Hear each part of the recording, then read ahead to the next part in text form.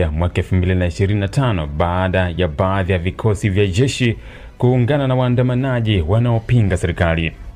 Tukio hili limejiri kufuatia wito kutoka kwa kundi la wanajeshi waliotaka wenzao katika vyombo vya usalama kukataa amri ya kufyatua risasi kwa raia wanaoandamana.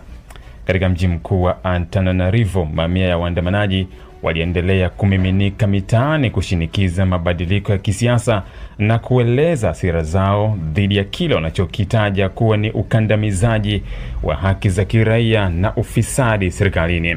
Tukio hili lililoshangaza wengi ni pale baadhi ya wanajeshi walipoonekana wakivua sare na kujiunga na maandamano hayo, huku wakilakiwa kwa shangwe na raia waliokuwa wakijitokeza kwa wingi.